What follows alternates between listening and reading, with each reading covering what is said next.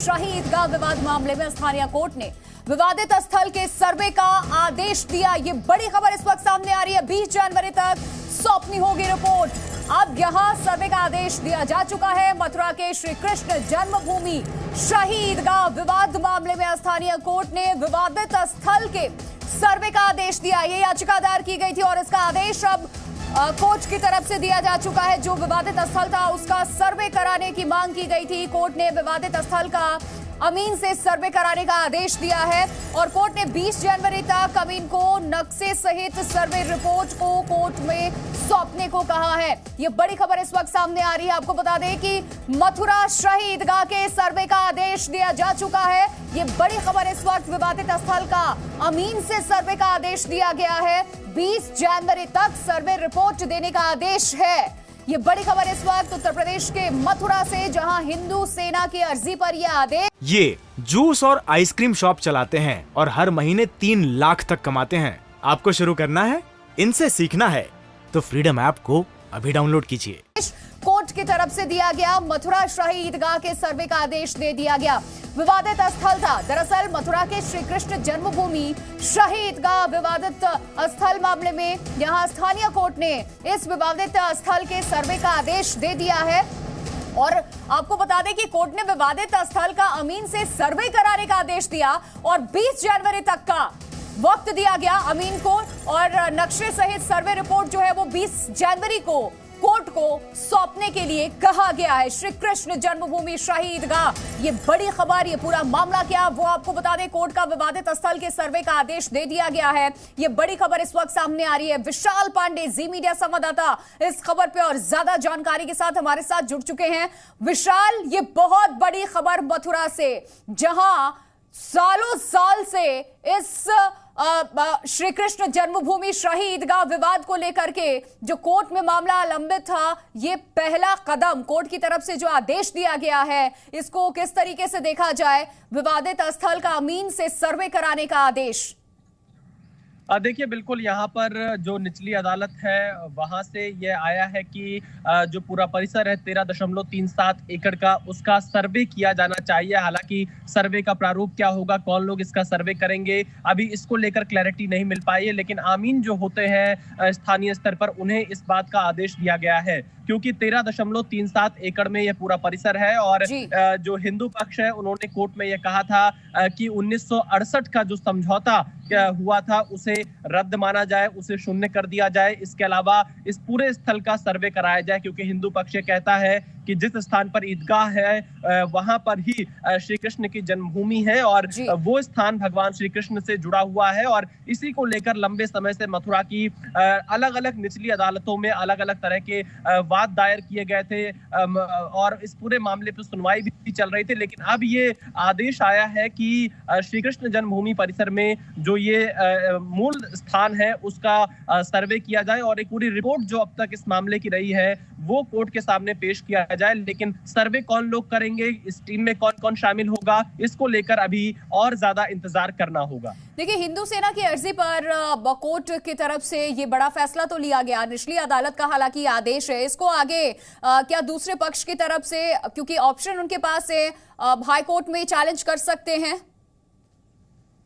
देखिए, बिल्कुल, क्योंकि अभी हाईकोर्ट जाने का ये स्टेप नहीं है क्योंकि ये निचली अदालत में ही जिला जज के पास इस फैसले को जो दूसरा पक्ष है वो चुनौती दे सकता है। उसके रास्ते खुले हुए हैं क्योंकि मथुरा की ही ये निचली अदालत में ये आदेश आया है, तो जिला जज के पास इसे दूसरा पक्ष चैलेंज कर सकता है। लेकिन अगर आप मथुरा की बात करेंगे तो कृष्ण जन्मभूमि से जुड़ा हुआ यह मामला पिछले कई सालों से लगातार अलग अलग संगठनों के द्वारा उठाया जा रहा है क्योंकि 13.37 एकड़ का ये जो पूरा परिसर है, कटरा केशव देव का ये पूरा इलाका कहलाता है। और इसके जो कागज है जिसको लेकर हिंदू पक्ष लगातार जब कोर्ट में पहुंचता है तो वो इस बात के तर्क देता है कि इसका मालिकाना हक उनके पास है। और जो मथुरा का मामला है वो अयोध्या और काशी से बिल्कुल अलग है, क्योंकि अगर इसके जमीन के मालिकाना हक की आप बात करेंगे तो इसके कागज हिंदू पक्ष के पास मौजूद है, लेकिन यहाँ पर जो मुस्लिम पक्ष है, जो ईदगाह का पक्ष है मस्जिद का, उनका ये कहना है कि 1968 में समझौता हो चुका है और उस समझौते के हिसाब से ही हम सबको आगे बढ़ना चाहिए। तो फिलहाल देखना ये होगा कि जो आदेश यहाँ पर कोर्ट की तरफ से दिए गए हैं उसका पालन कैसे कराया जाता है, आदेश के बाद किस तरह का सर्वे होता है, क्या वाराणसी जैसा कोई सर्वे श्री कृष्ण जन्मभूमि परिसर और ईदगाह परिसर को लेकर होगा, इसके लिए थोड़ा इंतजार करना होगा। बिल्कुल विशाल, हमें थोड़ा इंतजार जरूर करना होगा, लेकिन जिस तरीके से ये खबर सामने आई है वाकई जो हिंदू पक्ष है उसके लिए खुशी की खबर है। और जो अर्जी दी गई थी निचली अदालत में ही इसको मंजूर किया गया और ये कहा गया कि सर्वे होना चाहिए। 20 जनवरी तक रिपोर्ट भी सौंपने के लिए कहा गया, नक्शा सहित सर्वे रिपोर्ट कोर्ट को सौंपा जाना चाहिए। लेकिन मुझे लगता है कि अब इस चीज को लेकर के देखिए एक बार फिर से जो मुस्लिम पक्ष है, जो दूसरा पक्ष है, वो भी अपनी बातों को सामने रखेगा। चाहे जिला अदालत का भी आप जिक्र कर रहे हैं कि वहां अभी जाएंगे, वो रास्ता खुला हुआ है, और उसके बाद तो अब उच्च न्यायालय का भी वो रुख कर सकते हैं।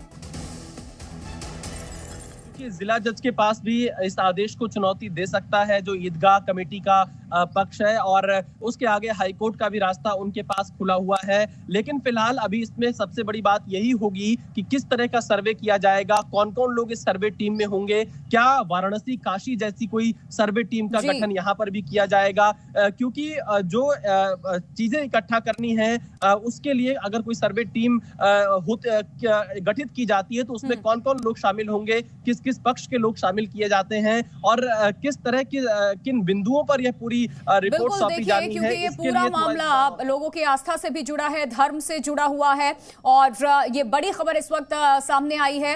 आपको पहले याचिकाकर्ता के जो वकील हैं उनकी तरफ से क्या कहा गया वो भी सुनवाते हैं, फिर वापस विशाल आपका रुख करेंगे।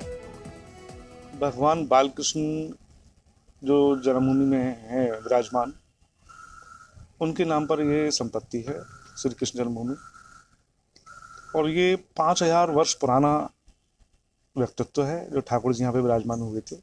हमने उसी समय के अनुसार जो 13.37 एकड़ की जगह पे उस समय भी ये ठाकुर जी के नाम थी, जो आज ट्रस्ट के नाम है बिरला जी के द्वारा, उसमें जो अवैध रूप से निर्माण हुआ ईदगाह का, और उसके उपरांत उसमें समझौता कर लिया गया ऊपर ही ऊपर वाला ही वाला, जो ट्रस्ट की जानकारी में कभी नहीं रहा, एक सोसाइटी है उसके अलावा उसमें ये सब चीज़ें संज्ञान में आई। तो हम लोगों ने ठाकुर जी की संपत्ति को अवैध रूप से जो निर्माण हो रहा है और जो असुरक्षित है, सुरक्षित करने के लिए दावा प्रस्तुत किया गया है।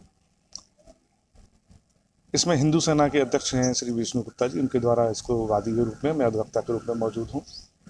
हमने इस मुकदमे में 3 सुविधा चाहिए गई हैं कि एक तो ठाकुर जी की जितनी भी भूमि है वो पूरी ठाकुर जी के नाम पर जो है उसको कब्जा व दखल मिले, और जो समझौता हुआ है वाला ही वाला जो ट्रस्ट के द्वारा, श्री कृष्ण जन्मस्थान ट्रस्ट के द्वारा, जो वो उसको अधिकार नहीं था करने का, सोसाइटी के द्वारा ट्रस्ट थी उसमें करने के लिए, उसको अवैध शून्य घोषित किया जाए, और जो निर्माण यहाँ पे हो रहा है उसको तुड़वाकर श्री कृष्ण जन्मभूमि के उसमें रखा जाए।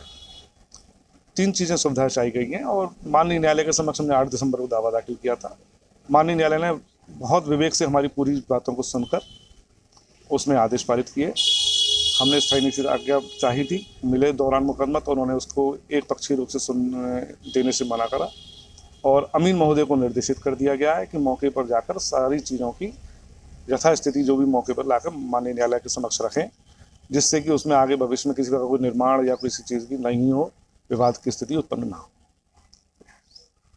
वकील को सुना आपने, उनकी तो याचिकाकर्ता के वकील को सुन रहे थे आप, उनकी तरफ से क्या कुछ दलीलें दी गई थी, याचिका में क्या कुछ कहा गया था। लेकिन मथुरा की कोर्ट ने दिया है सर्वे का आदेश। इस वक्त ये बड़ी खबर आपको बता दें, विवादित स्थल का अमीन से सर्वे कराने का आदेश दिया गया है मथुरा की कोर्ट की तरफ से। ये बड़ा फैसला, 20 जनवरी तक सर्वे रिपोर्ट सौंपनी होंगी। हिंदू सेना की अर्जी पर यह आदेश दिया गया है। मथुरा के श्री कृष्ण जन्मभूमि शाही ईदगाह विवाद मामले में ये बड़ी खबर इस वक्त के स्थानीय कोर्ट की तरफ से विवादित स्थल के सर्वे का आदेश दे दिया गया है। ये जूस और आइसक्रीम शॉप चलाते हैं और हर महीने 3 लाख तक कमाते हैं। आपको शुरू करना है, इनसे सीखना है, तो फ्रीडम ऐप को अभी डाउनलोड कीजिए।